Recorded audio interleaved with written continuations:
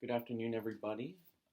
It's unfortunate that I'm not able to be there with you guys in person with my teammates to give you this presentation, but we're going to make the best of it as we can. Here are my note cards. Okay. Now, most of the information that I got, a lot of the examples that I'm using, I got from a couple different textbooks and online. The two primary ones that I used was Understanding Human Communications by Adler and Small Group and Communications by Harris. So, our topic was the fact that culture isn't innate. It is actually inherited, I would like to say. So, what actually defines culture and why is it not innate? And the way I'm going to kind of highlight it to you guys is showing you the differences across the globe because if human culture was innate and it was something that we're born with, it would be something universal that you see across the globe. But as I will tell you and explain to you and highlight it to you, that's completely wrong. So there's four factors to culture that I want to talk about. The first big one are our attitudes, okay?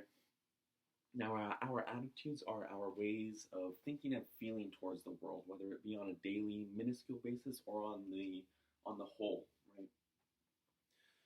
Most of our attitudes are expressed through nonverbal communication. I believe actually Professor Montgomery mentioned earlier in the class semester, most of our communication is about 80% nonverbal. Um, Let me give you guys an example of how that differs across cultures across the globe. So the OK sign here in America, right? We do the circle with the three fingers, and it's kind of like an affirmation, right? Like, it's good job, okay? Now, if you were to go to the Middle East somewhere, let's say Israel or Iran, using that sign towards somebody, you might actually get a couple stink eyes because it's an insulting thing. If you could consider it the middle finger over there. So even just a simple hand gesture, right? Someone's interpretation of it is going to be drastically different depending on where they're from and what they're used to with that, because people use different things for everything, okay?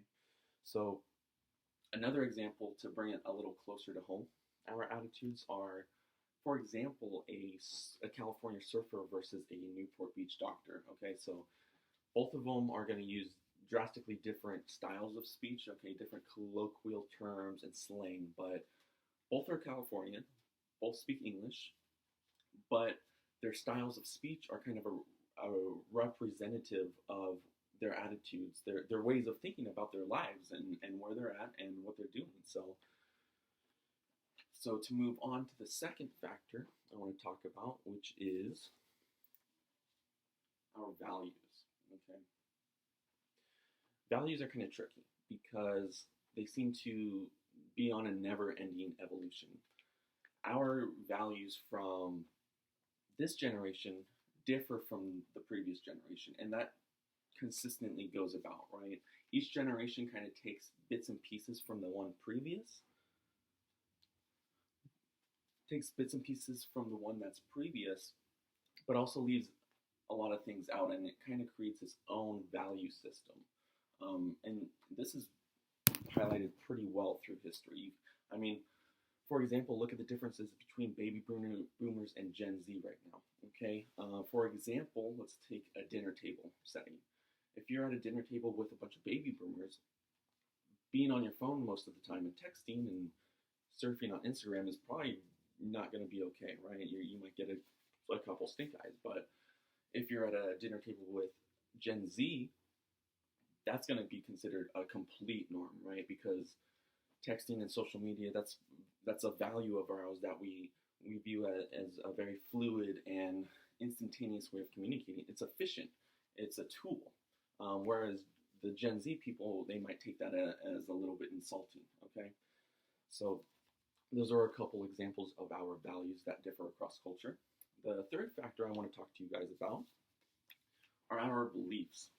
One of the biggest things that go into how we view the world or I should say, go into the way we believe, is the religion. And religion again, differs drastically across the globe. Okay, so we have Christianity in America and England, for example, whereas Middle East might be a little bit more Islam. We have Hinduism in India, and we have Buddhism in Southeast Asia. Okay, these are all now religion from a cultural standpoint is kind of formed through the that certain people's history, their economy, their psychology. There's so many different factors that go into the way they interpret the world because everybody, each land, just geographically wise, right? Like if we're living in Europe as opposed to India, those are going to be much different perspectives that you have just based on climate, the foliage, the seasons, and that affects goes into religious teachings. Okay, like, and you know what? I don't even have to take it to extremes like Islam versus Christianity to highlight the differences in religion. We can look at Christianity in Northern Ireland, for example. There's been a civil war going on for 100 years versus Catholics and Protestants, both under a Christian umbrella. That's culture. You know, those are two different cultures, even though they're kind of under the same umbrella. And one of the biggest problems that arise out of these differences in beliefs of culture is ethnocentrism. And that kind of stems from this idea that, well, I'm living this way, and if I'm living my religious, virtuous life, then the person who's not living the way I'm living is the exact opposite. If they don't value what I value, they must be bad. That's not the way it is, you know. And the thing is, everybody's ethnocentric. It's not. You're not racist. You're not biased.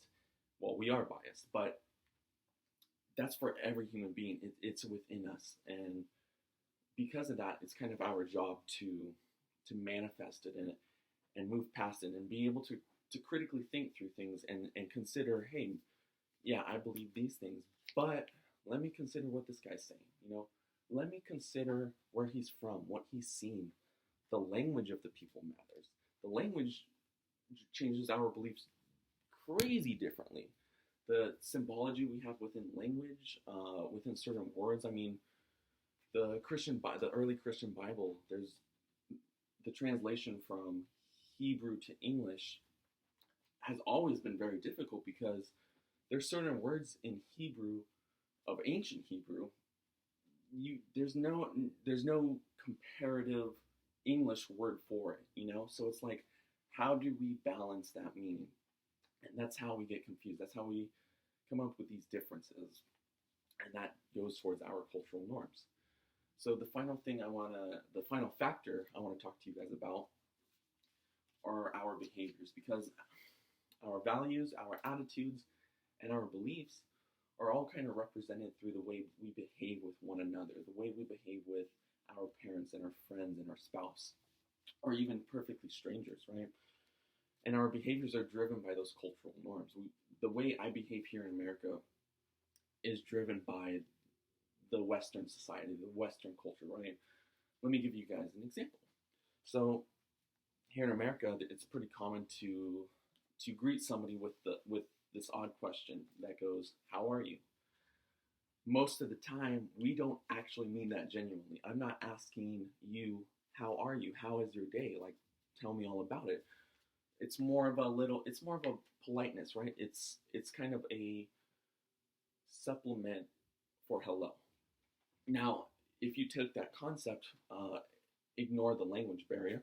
If I said that to a Chinaman, he would take it more literal because of his culture, because of his cultural norms. They don't have these metaphors, I should say, right? They don't have these subconscious politeness messages. They're a much more direct culture. So if I ask the Chinaman, "How are you?" he will tell me how he is, you know, because that's a literal meaning of the question.